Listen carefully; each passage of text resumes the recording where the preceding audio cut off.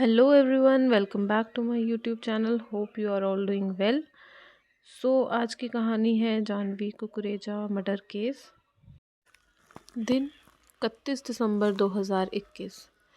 पूरा देश नए साल का जश्न मना रहा था और जानवी के लिए तो ये दिन और भी खास, क्योंकि इस दिन उसके पिताजी का भी जन्मदिन था।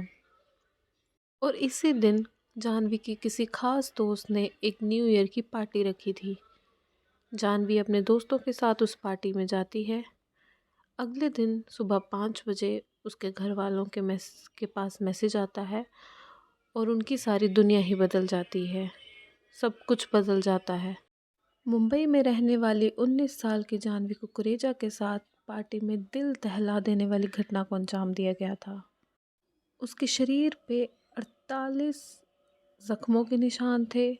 उसकी खोपड़ी, जबड़े, यहाँ तक कि रिब की हड्डी तक टूट गई थी। ये कहानी मुंबई के खार इलाके में रहने वाली जानवी कुकरेजा की है। जैसे ही वीडियो की स्टार्टिंग में बताया कि 21 दिसंबर के दिन जानवी के पिताजी का भी जन्मदिन था, तो जानवी ने उन्हीं के जन्मदिन की खुशी में घर पर एक छोटी सी पार्टी रखी थी। इस पार्टी में उसके कुछ बचपन के दोस्त और पड़ोसी शामिल थे और इसी पार्टी में उसके दो बेहद खास, बहुत खास बेस्ट फ्रेंड्स भी शामिल थे। उनमें से एक का नाम था श्री झंदोकर और एक दिया पांडेकर। ये दोनों उसके बेहद खास दोस्त थे, उसके बेस्ट फ्रेंड्स थे। जानवी के घर केक कटिंग लगभग 7 बजे के आसपास हो गई थी। जानवी का एक और दोस्त था, बेहद खास दोस्त यश आहूजा, और वो भगवती हाइट्स बिल्डिंग में रहता था। यश आहूजा ने अपने बाकी दोस्तों के साथ मिलकर अपनी बिल्डिंग भगवती हाइट्स में एक न्यू ईयर की पार्टी रखी थी। पार्टी का तय समय रात 9 बजे था। अपने घर से केक कटिंग 7 बजे हो गई। 7 बजे केक कटिंग के बाद जानवी अपने दोस्तों के साथ भगवती हाइट्स पार्टी के लिए निकल जाती है। वहाँ जाकर किसी कारणवश, किसी वजह से पार्टी का समय 9 बजे से 11 बजे कर दिया जाता है। टाइम चेंज हो जाता है पार्टी का, 9 से 11। जानवी अपने घर वापस आ जाती है। फिर 11 बजे दोबारा वो अपने दोस्तों के साथ पार्टी के लिए घर से निकलते हैं। अब ये कि जानवी के पेरेंट्स ने उसे देर रात पार्टी के लिए घर से क्यों जाने दिया। उस पार्टी में जो 15 लोग शामिल हो रहे थे, वो जानवी के बेहद करीबी दोस्त थे। उनको उसके घर वाले बहुत अच्छे से जानते थे। उनमें से 5 लड़कियां तो उसी के अपार्टमेंट की थी और उसके जो वो दोस्त थे श्री और दिया, उनकी दोस्ती तो 12-15 साल पुरानी थी। तो घर वालों को सब दोस्तों के बारे में, सब लोगों के बारे में पता था, इसलिए उन्होंने उसे पार्टी के लिए जाने दिया। और वैसे भी मुंबई जैसी सिटी में 31st को लेट नाइट पार्टीज बहुत आम चीज़ें। पार्टी 11 बजे स्टार्ट हो जाती है। सब लोग पार्टी को अच्छे से खूब इंजॉय करने लगते हैं। पार्टी वैसे तो 1 बजे तक ही ख़त्म हो जानी थी, पर पार्टी कुछ लंबी चल जाती है। इस दौरान जानवी लेट हो जाने की वजह से घर भी नहीं लौटती है। जानवी के पिताजी उसे रात 1:30 बजे कॉल करते हैं। उसका फ़ोन बिज़ी आता है, फिर 2:30 बजे और फिर 3 बजे। उनको लगता है कि लेट हो जाने की वजह से जानवी अपने किसी दोस्त के यहाँ ही रुक गई होगी और उन्हें उसकी ज़्यादा चिंता भी नहीं होती, क्योंकि ऐसे पहले बहुत कई बार उन्होंने ये कहा कि ऐसे बहुत बार हो चुका था। जानवी जब पार्टी से लेट हो जाती थी तो वो अपने किसी दोस्त के यहाँ ही रुक जाती थी। एक बदल कर 1 जनवरी 2022 हो जाती है। सुबह 5 बजे जानवी के पिता के फ़ोन की घंटी बजती है। उन्हें लगता है कि शायद किसी ने न्यू ईयर विश करने के लिए कॉल की है, पर वो जैसे ही फ़ोन उठाते हैं उनके पैरों तले ज़मीन खिसक जाती है। उन्हें फ़ोन पर बताया जाता है कि जानवी का एक्सीडेंट हो गया है। कुछ समय बाद दिया के पिता सुनील पदेकर का भी फ़ोन आता है जानवी के पिताजी को। वो कहते हैं कि बच्चों का एक्सीडेंट हो गया है, आप जल्दी खार पुलिस स्टेशन में पहुंचिए। और जानवी बाबा हॉस्पिटल में एडमिट है, जबकि दिया हिंदुजा हॉस्पिटल में एडमिट है। इस पर जानवी के पिता कहते हैं कि जब बच्चे पार्टी में एक साथ थे और अगर उनका एक्सीडेंट एक साथ हुआ है, तो दिया हिंदुजा और जानवी बाबा हॉस्पिटल में क्यों, दोनों को अलग अलग हॉस्पिटल में क्यों है, और मुझे हॉस्पिटल के सिवाय पुलिस स्टेशन में क्यों बुला रहे हैं। इस पर दिया के पिताजी कहते हैं कि आप जितनी जल्दी हो सकता है पुलिस स्टेशन आ जाइए, बाकी की जानकारी आपको सारी यहीं आकर मिल जाएगी। बात सुनते ही जानवी के पिता पुलिस स्टेशन पहुंचते हैं। पुलिस स्टेशन पहुंचते ही उन्हें एक बहुत ही दर्दनाक खबर मिलती है। उन्हें बताया जाता है कि आपकी बेटी जानवी की भगवती हाइट्स बिल्डिंग के ग्राउंड फ्लोर पर मृत पाया गया है। उनकी मृत्यु हो चुकी है। ये खबर सुनते ही जानवी की माँ भी हॉस्पिटल पहुंचती है, जहां जानवी की डेड बॉडी रखी गई थी। पोस्टमार्टम किया जाता है और जानवी की डेड बॉडी उसके घर वालों को सौंप दी जाती है। जानवी के अंतिम संस्कार पर एक बात जानवी के माँ बाप को बहुत खटकती है कि बीती रात पार्टी में जो भी 15 लोग थे वो उसके बेहद ख़ास दोस्त थे और उनमें से कोई भी जानवी के अंतिम दर्शन के लिए या उनके घर पर नहीं आया था। कुछ तो उसके पड़ोसी भी थे। पड़ोसी होने के नाते भी कोई भी उसके माँ बाप को झूठी ही सही तसल्ली देने भी नहीं आया था।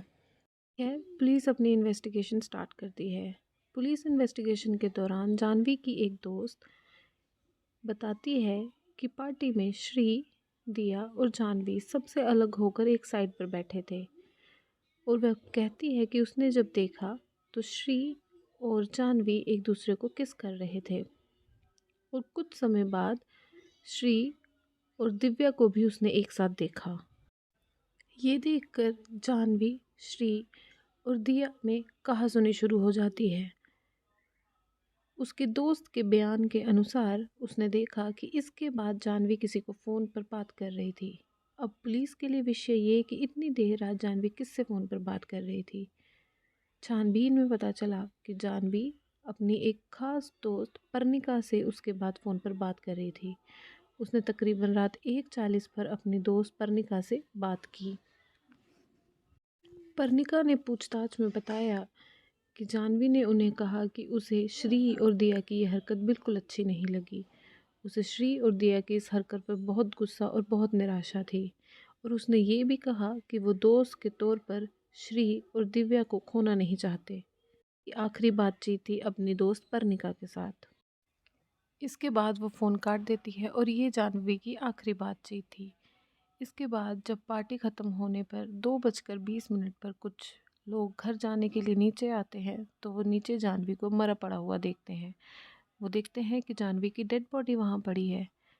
डेड बॉडी देखकर वो खार पुलिस स्टेशन में इल्तला करते हैं। पार्टी में शामिल सभी लोगों के बयान दर्ज करने के बाद पुलिस क्राइम सीन की भी इन्वेस्टिगेशन करती है, जहाँ से उसे कुछ अहम सुराग मिलते हैं। क्राइम सीन से पुलिस को कुछ अहम चीज़ें मिलती हैं। 5th फ्लोर पर पुलिस को येलो कलर की चूड़ियाँ मिलती हैं जो कि जानवी ने पहनी हुई थी। 4th फ्लोर से पुलिस को जानवी का एक सैंडल मिलता है सीढ़ियों से। एक सैंडल सीढ़ियों पर था और एक सैंडल जानवी के पैर में ही था। 3rd फ्लोर की सीढ़ियों से पुलिस को जानवी का इयररिंग मिलता है। 2nd फ्लोर की सीढ़ियों से पुलिस को जानवी के हेयर बैंड मिलते हैं। 3rd फ्लोर पे जानवी के कुछ खून के निशान भी थे और 2nd फ्लोर पर जानवी के कुछ हेयर स्टैंड्स भी पुलिस को बरामद होते हैं। रिपोर्ट्स में ये कंफर्म हो जाता है कि वो बाल और वो खून जानवी का ही था। इन्वेस्टिगेशन के दौरान मिली सबूतों और गवाहों के चलते पुलिस श्री और दिया पर जानवी के मर्डर के चार्जेस लगाती है और उन पे मामला दर्ज करती है। कि जब तलाशी होती है तो उस रात जो उसने पार्टी में शर्ट पहनी थी वो भी बरामद होती है, जिस पर जानवी का खून लगा हुआ था। सबूतों के इकट्ठा हो जाने पर पुलिस इन दोनों को, श्री और दिया को, गिरफ्तार कर लेती है। उस समय तक ये केस सुर्खियां बटोर चुका था, मीडिया हाइलाइट्स में था ये केस। 600 पन्नों की चार्जशीट भी दाखिल करती है।